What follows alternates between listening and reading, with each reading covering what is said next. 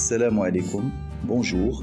Vous savez que la base de données est au centre des dispositifs informatiques de collecte, mise en forme, stockage, etc.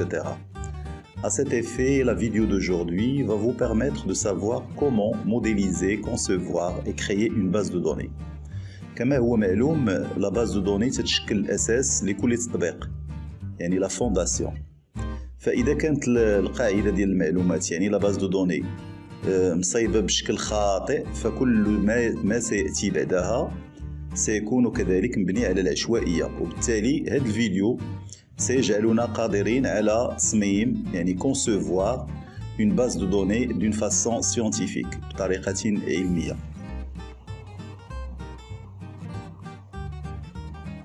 Alors, le plan de cette séquence est le suivant. On va commencer par une conception de la base de données à partir de l'étude d'un cas réel, à savoir la location de voitures. Donc, c'est une partie théorique. L'étape 2 consiste à utiliser le logiciel de modélisation de base de données Looping. Et l'étape 3, on va se servir du code SQL généré par Looping pour créer automatiquement la base de données Access.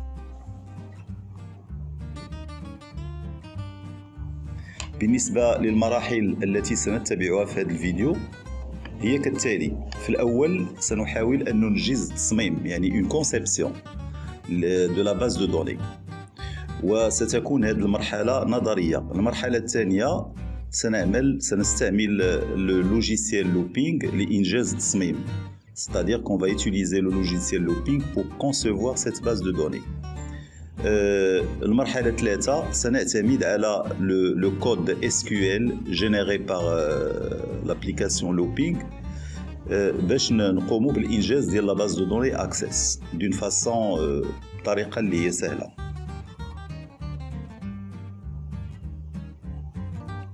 Alors, partons d'un cas réel, c'est la location de voitures. Alors, une agence de location de voitures souhaite gérer son parc locatif. Chaque véhicule est d'une certaine catégorie, A, B, C, etc., indiquant le tarif journalier. Les clients louent des voitures pour une certaine durée. À cet effet, un contrat de location est établi entre l'agence et le client.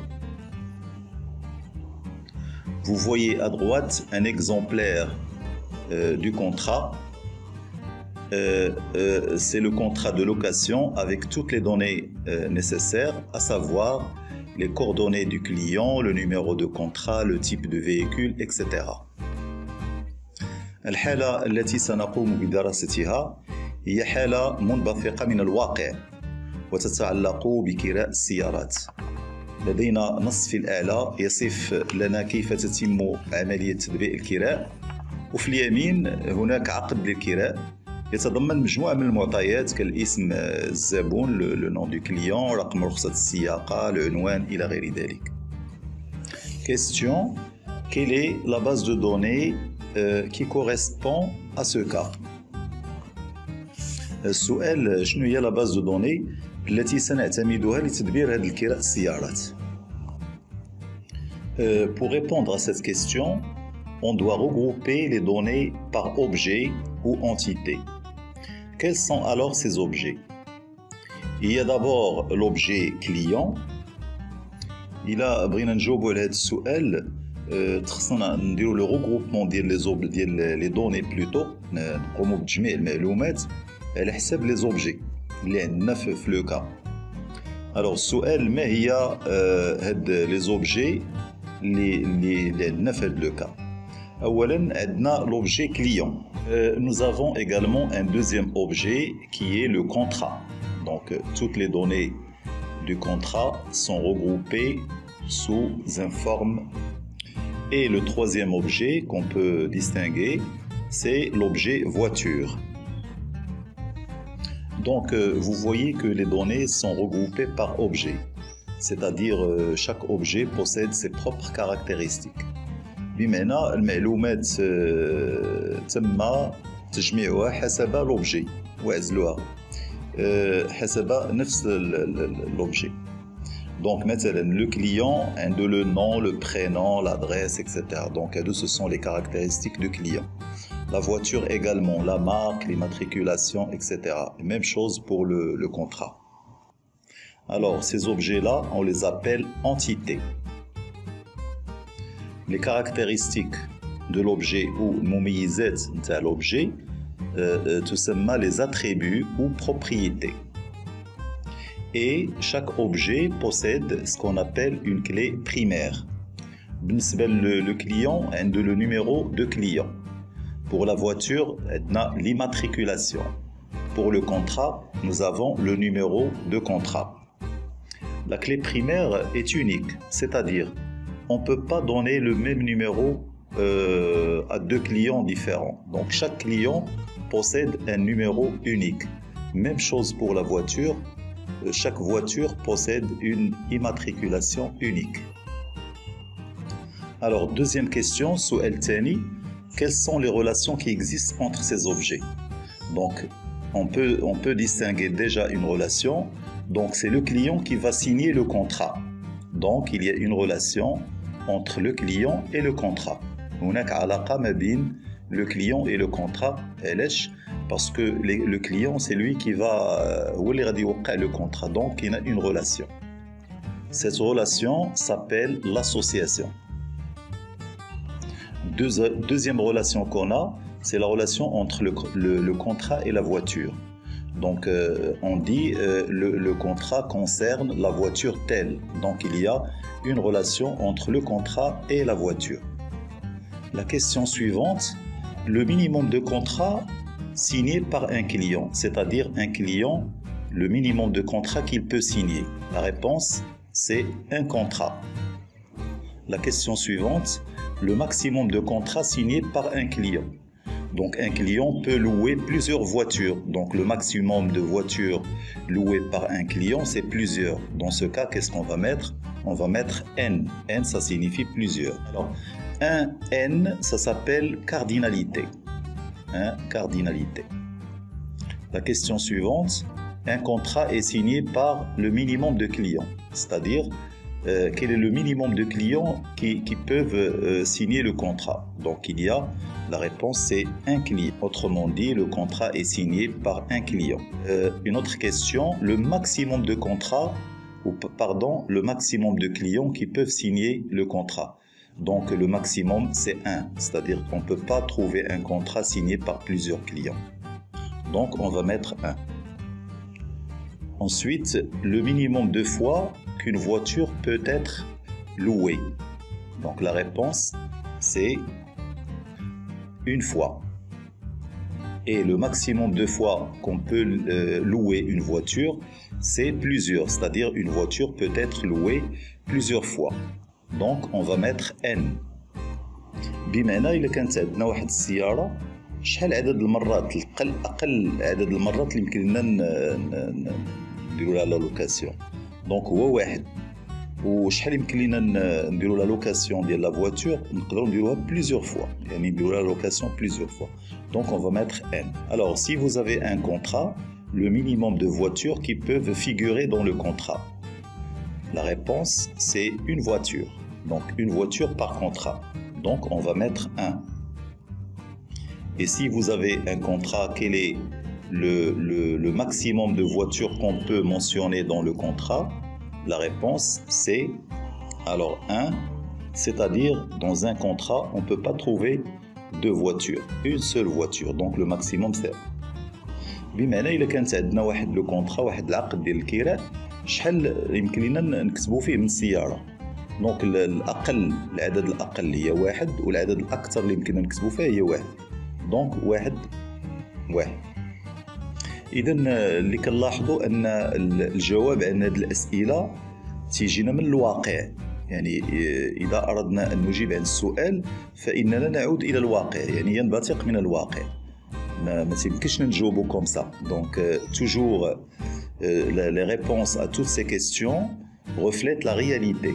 Donc on ne peut pas répondre comme ça sans faire retour à la réalité. Alors tout ce qui est en rouge, c'est juste des commentaires et des explications. Et finalement, après avoir terminé ce travail, on aura le schéma suivant. Ce schéma-là est appelé modèle conceptuel de données, l'abréviation MCD.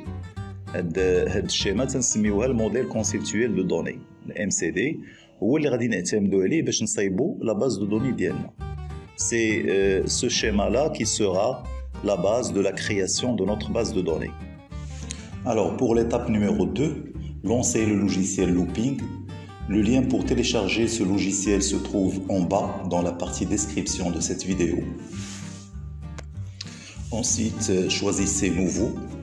Vous aurez cette boîte de dialogue, vous répondez par non. Après, activez l'option EA, Entité Association. Choisissez le bouton jaune Entité pour créer des entités. Et puis, un clic pour donner naissance à l'entité numéro 2, Un deuxième clic vous permet de créer l'entité 2 et un troisième clic pour l'entité numéro 3. Donc je dis bien 3 clics. Pour la création des associations, on va choisir la même chose en haut, Association, et puis on clique un seul clic pour créer la première relation, un deuxième clic pour créer la deuxième relation. Donc en total, c'est 2 clics pour créer ces 2 associations. La troisième chose, c'est la création des liens. Alors, on va choisir le bouton lien en haut, un clic sur la première entité, un deuxième clic sur l'association. Ça nous permet de créer le premier lien. Alors, vous voyez les cardinalités, par défaut, ça donne 0,1. 0,1 plutôt. Donc, on va la changer, on va la modifier après. Même chose pour créer le deuxième lien. Un clic sur la première association, un autre clic sur l'entité 2, ça vous donne le deuxième lien. Et ça sera la même chose pour les autres liens. Pour modifier les associations, les entités ainsi que le lien, on va choisir le bouton Sélection. Cliquez 2 fois sur la première entité, vous aurez cette fenêtre-là. Alors le nom qu'on va taper, c'est le nom de l'entité, donc il s'agit de l'entité client, donc vous tapez client.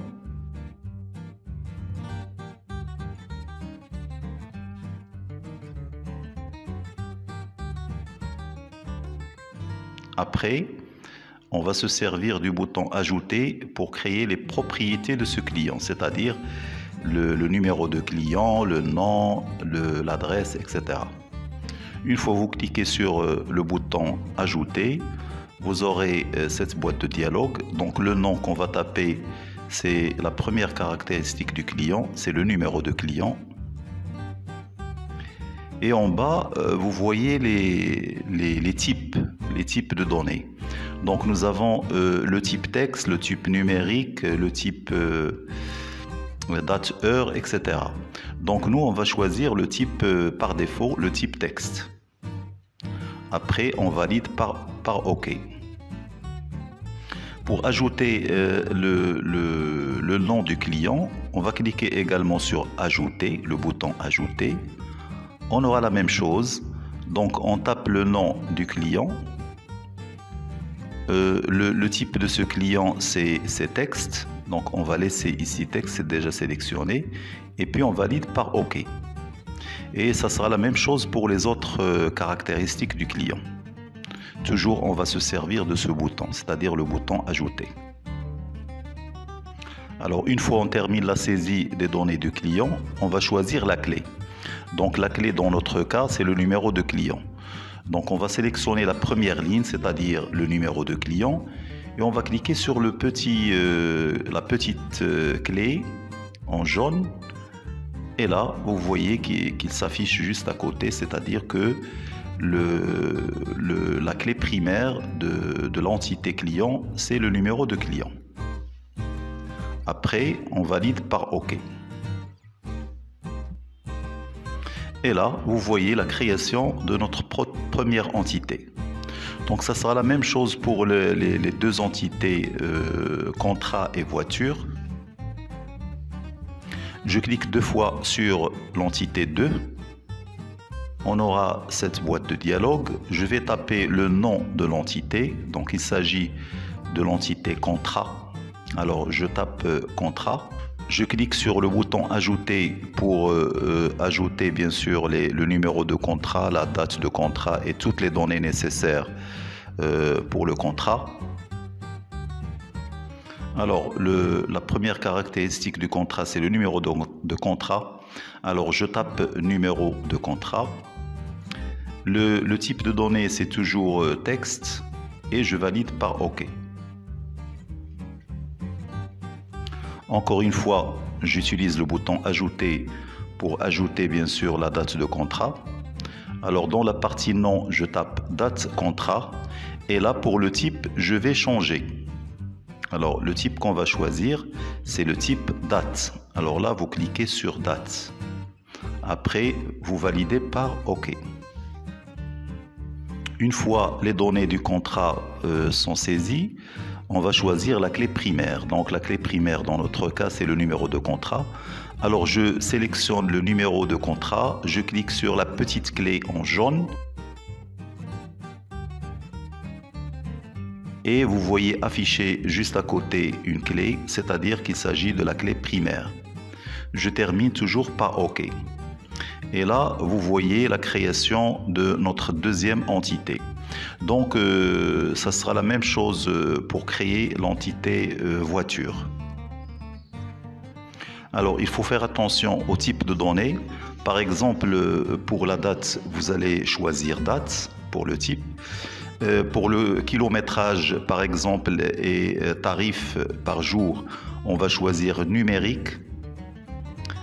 Pour la marque, modèle, couleur, etc., on va choisir toujours texte. Donc, le type dépend bien sûr du type de l'information qu'on va saisir.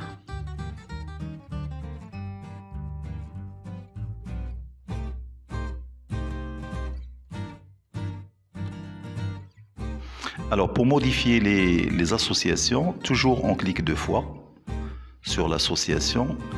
Alors en haut, vous avez le nom, donc on va mettre client-contrat. Et puis pour la partie rubrique, on ne va rien saisir parce qu'il n'y a pas de rubrique. Donc on termine uniquement par OK. Et là vous voyez la modification de cette relation. Donc la même chose pour l'association numéro 2, vous cliquez 2 fois, vous modifiez et vous aurez bien sûr le résultat. Alors pour les liens, la même chose. Alors le premier lien qu'on a dit tout à l'heure pour l'étape numéro 1, alors pour le modifier d'abord, je clique 2 fois. Alors le premier lien ou la première cardinalité, c'était un N.